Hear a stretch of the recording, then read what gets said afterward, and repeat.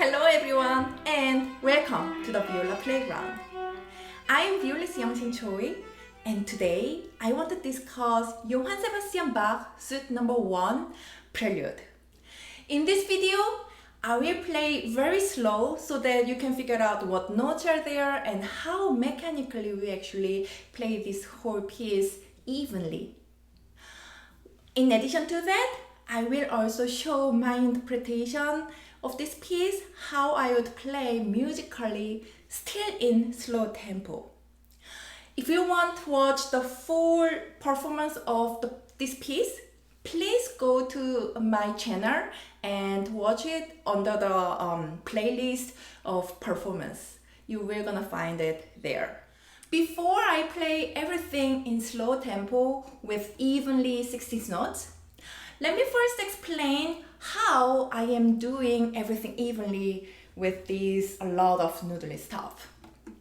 So at the beginning we have 3 notes slur. This is basically chord, and that's why I am slurring those 3 notes. So these 3 notes has from G string, it goes to D string and A string, and because of that our elbow and our arm is moving from G to D and to the A string. And really beginning, it's always be very helpful if you practice with stops so that you can figure out with your elbow correctly. So, and go to D string, go to A string, and this B natural, this 5th note, while I doing B natural, my elbow is slightly higher so that I prepared going to D string. But then stay there for noodly stuff, like that. Let me play from the beginning, slow, so that you know what notes are there and how I am managing with my elbow.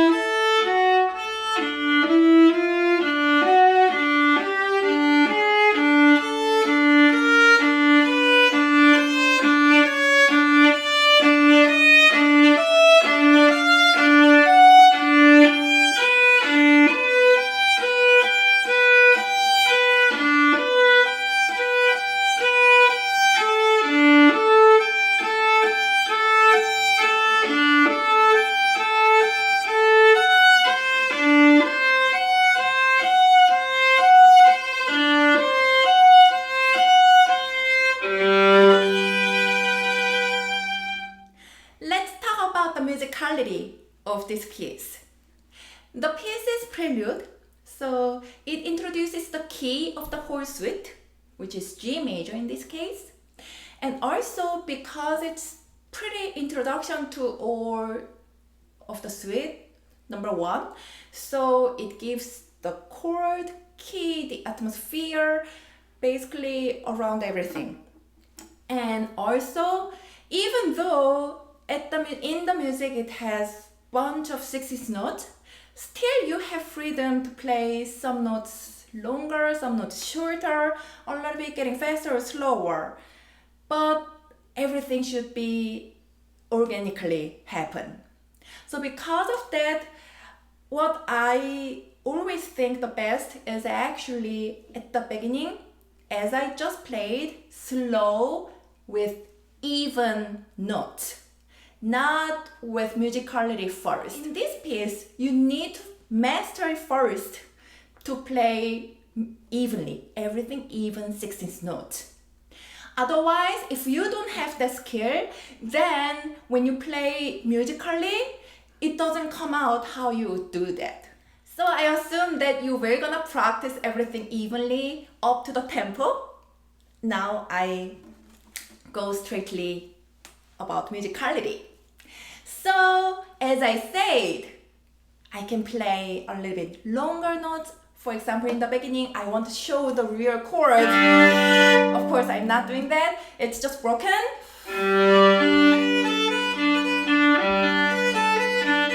I can show it at the beginning. And for example, I can get it a little bit slower here. And then go next. Go more. Like that. So I have freedom, and before I go a lot more about musicality, just to let you know, all of my interpretation that how I am playing this piece, it's not the final one that you need to do it. You may have different ideas and you may have different opinions, and that's perfectly fine. We have our own musical thinking. So, and I want you bring out your own musicality. I'm just giving you kind of example or more like reference where you to start. So let me first begin. Still with giving you musicalities, I will gonna play everything slow so that it is better transmitted to you. Okay? At the beginning, it is basically a chord which is broken. So I want to show that it's a real G major chord. And this is not that important as this chord, so I am gonna have it very evenly, also soft. So, and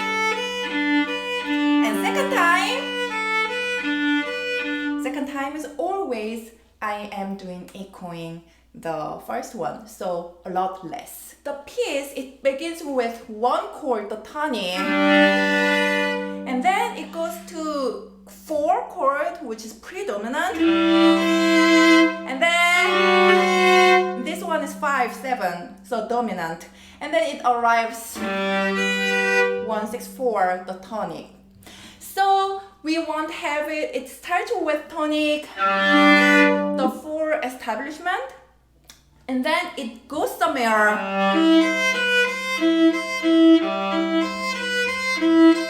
A lot of struggle.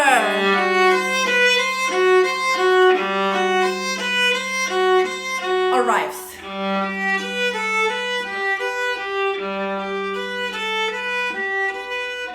And first statement is closed here. And then the new starts. Go somewhere.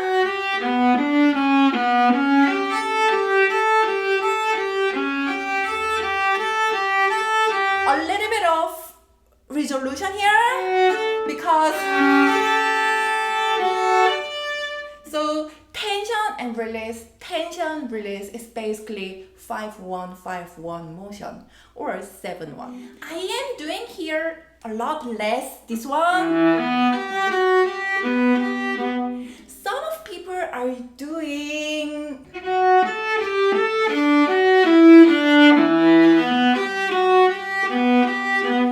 here a big arrival. I mean, melodically it makes sense, and because of that I'm really not against about this idea, but I chose not to do it because basically this one, that is one chord, and then that is second chord, the 2 chord.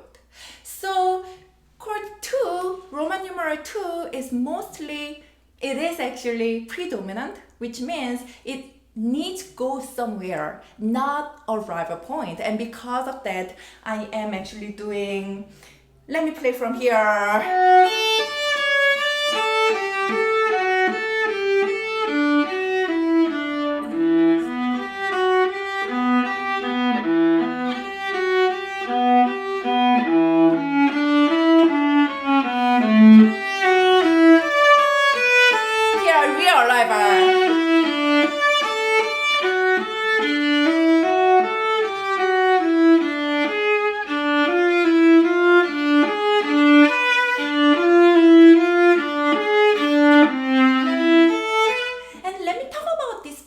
A little bit, okay? So we're gonna repeat a lot of times, but as you see, this piece is a little bit different.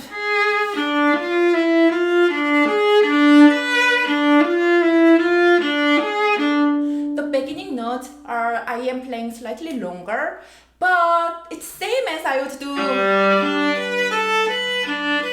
Same longer I would do in the beginning, but in the beginning, it doesn't feel like I'm playing square because I am slurring. But here, it is very easy to get scared sound, like if I am doing here like that.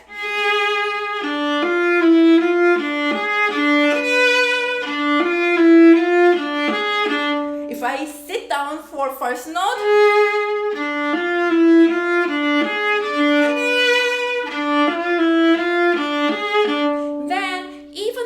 first notes are very pretty, but still it feels like bum, ba-da-dee-da-da-dee-dum, bum, ba-da. It sounds like very squared. And in Bach, we don't want to have that moment of squared sound, because if we are doing that, then the music just stops there. So because of that, there are 2 ways that you can do it. First, you imagine it, you are playing inside of the circle, and it's like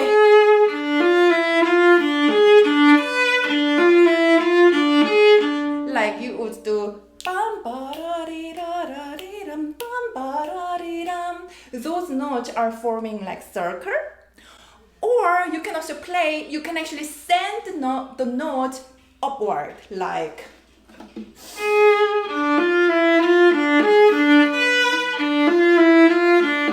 not downward. So in other words, not getting heavier, but actually lighter, just longer. So that way, it doesn't feel like two different words are there. Bam, ba da dee da da dee dum, bam, da da. Not that. Bam, ba da dee da da dee dum, bam, ba da dee da da dee dum. Okay, let me go further.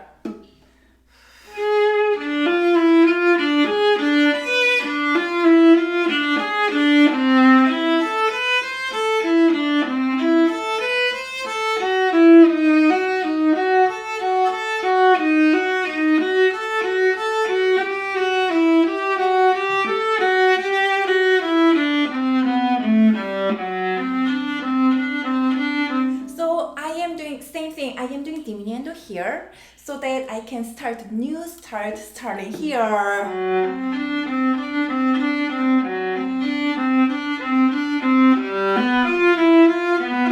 Especially because we are doing from F sharp to the G, and this G is basically pedal tone throughout the piece. So start very soft.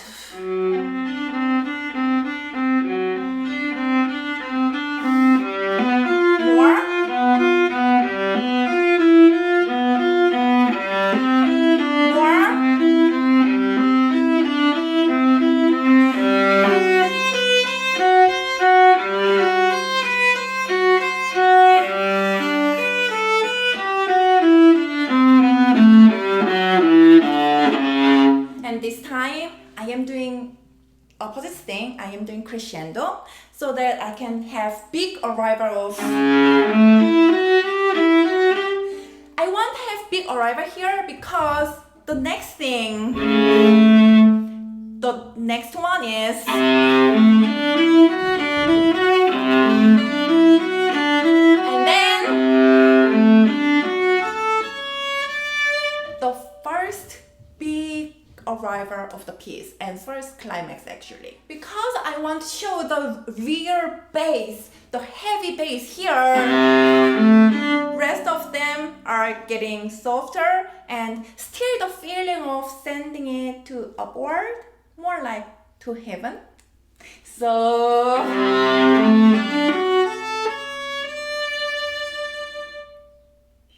and then new start, and this new start is totally different from the beginning.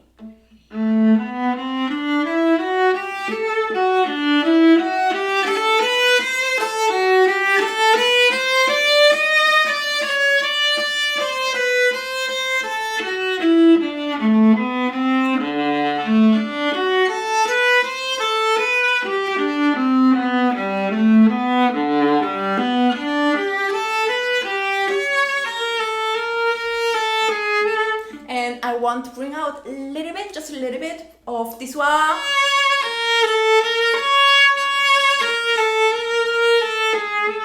If you're really good at theory, then you already know these two notes. This C sharp and B flat is what relationship is it? It's augmented second, and it's very rare actually to be heard during this period. So because of that, I want to show the real deal of this one. And for showing that, I am vibrating.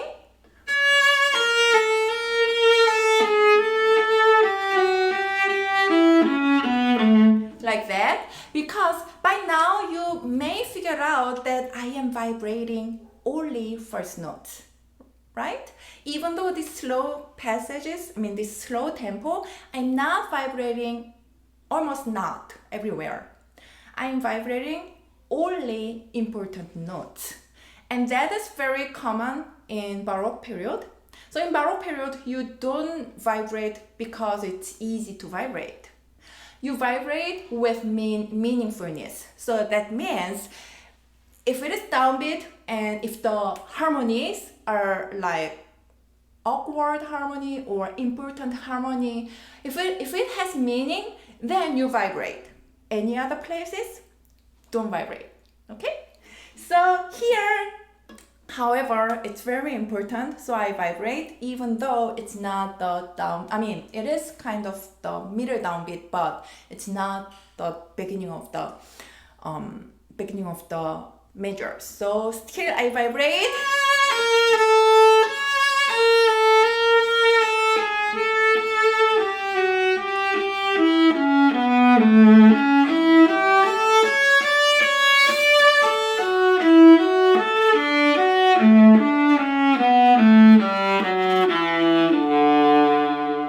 And again, new starts.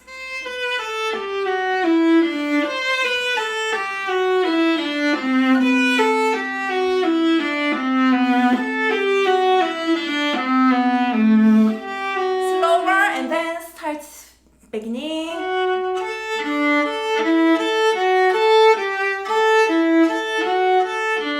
Second one less. Third one, we're gonna start the new beginning. So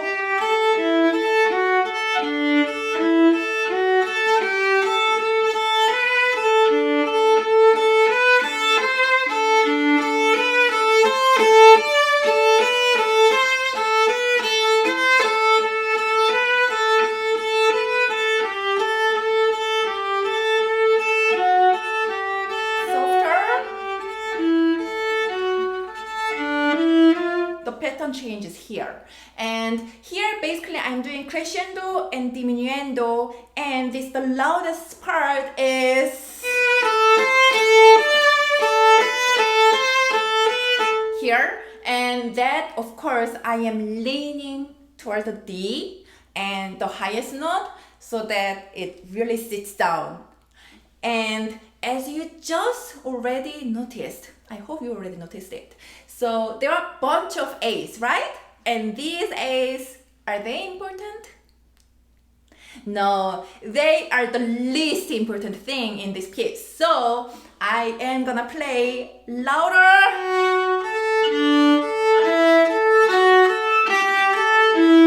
So those moving notes,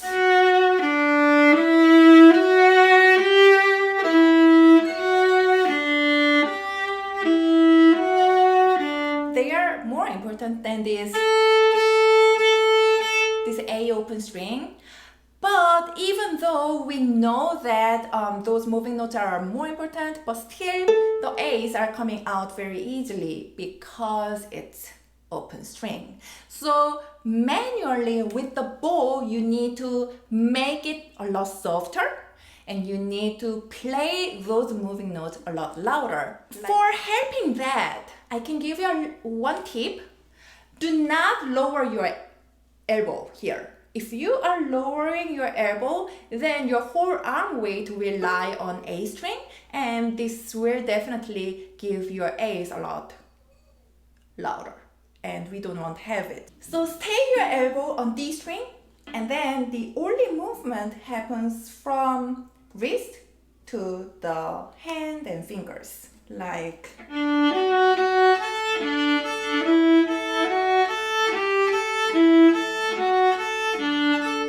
that. Let's go to the next steps, like next shape.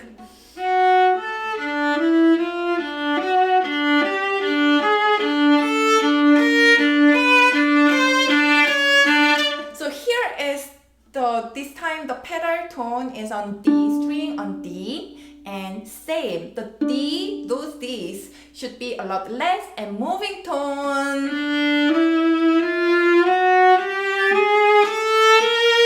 this chromatic scale is getting louder and louder and louder, and still you have pedal tone in D. So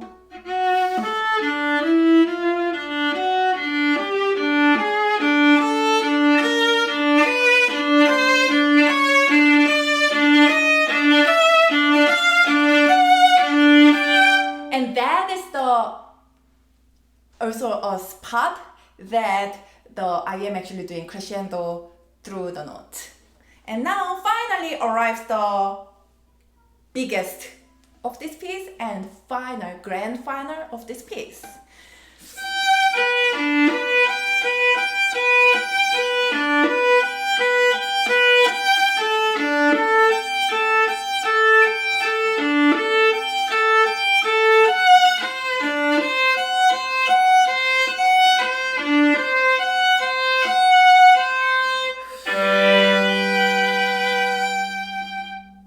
That's how I want to interpret the piece of this one.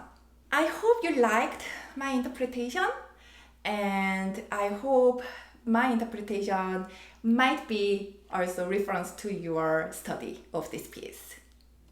Again, if you want to watch the full performance of this piece, please go to the playlist of my channel, the playlist performance, and you will gonna find my playing the Johann Sebastian Bach Suite No. 1, the Prelude. Thank you very much for watching this video, and if you are curious about next video, please subscribe me so that you know right away when I am uploading the video. Thank you very much.